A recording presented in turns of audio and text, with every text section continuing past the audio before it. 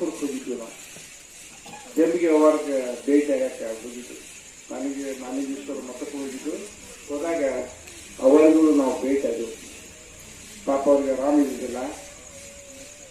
ಅವರು ದಯವಿಟ್ಟು ಯಾಕೆ ನನ್ನ ಬಗ್ಗೆ ಹೇಳ್ಬೇಕಂತ ಇಷ್ಟ ಆಗಿತ್ತಂದ್ರ, ಒಂದು ಜೀವ ಯಾವ ರೀತಿ ಆಶೆಯನ್ನ ಇಟ್ಟುಕೊಂಡೈತೆ ಅನ್ನುವಂಥದ್ದು ನಿಮ್ಮೆಲ್ಲರಿಗೂ, ನಿಮ್ಮ 4 ಮಂದಿಗೆ ಗೊತ್ತಾಗಲಿ ಅನ್ನುವಂಥದ್ದು ಅಪೇಕ್ಷೆ ನಾವು.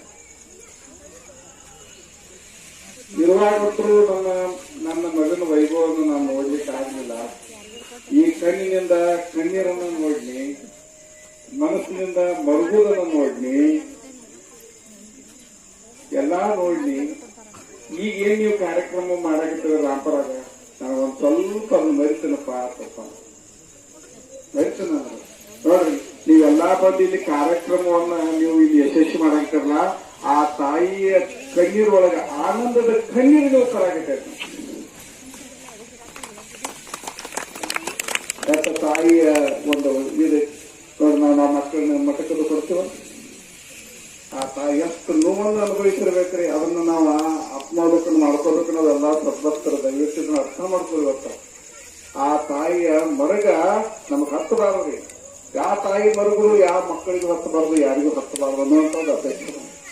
ಮುಂದೋಗಿ ಒಂದು ಮಾತು ಅಂದ್ರ ಅವರು, ನಾ ಇರುವಾಗ ಒಂದು ಅದೊಂದು ದೇವಸ್ಥಾನವನ್ನು ನೋಡಿ ಅಂದ್ರೆ ನನ್ನ ಜನ್ಮ ಸಾರ್ಥಕ ಅನ್ನುವಂಥದ್ದನ್ನ ಹೇಳ.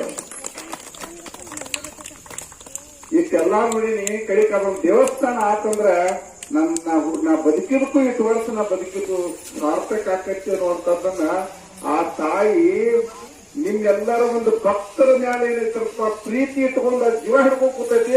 ದಯವಿಟ್ಟು ನೀವು ಏನೈತಪ್ಪ ಅಂತಂದ್ರ ಆ ತಾಯಿಯ ಒಂದು ಕನಸನ್ನು ಈಡೇರಿಸಲಿಕ್ಕೆ ಎಲ್ಲರೂ ಕೂಡ ಪ್ರಯತ್ನ ಮುಂದಿನ ದಿನಮಾನದೊಳಗೆ ನಾವು ಮಾಡೋಣ ಅನ್ನುವಂಥದ್ದನ್ನು ನಾನು ನಿಮಗೆ ವಿನಂತಿ ಪೂರ್ವಕವಾಗಿ ತಿಳ್ಕೊಳ್ತೇನೆ. ವಿಚಾರ ಮಾಡಿ ನಾವು ಆ ತಾಯಿದ ವಿಚಾರ.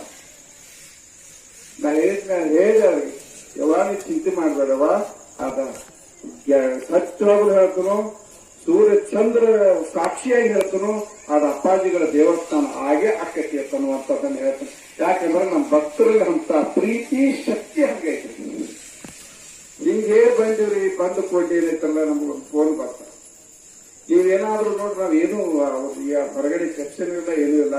ಹೊರಗಡೆ ಏನಂದ್ರಪ್ಪ ಅಂದ್ರ, ನೀವೇನಾದ್ರೂ ದೇವಸ್ಥಾನ ಮಾಡ್ತೇನಂದ್ರ 25,000 ರೂಪಾಯಿ ನಾವು ಕೊಡ್ತೇನ್ರಿ ಅಂತಂದ್ರ,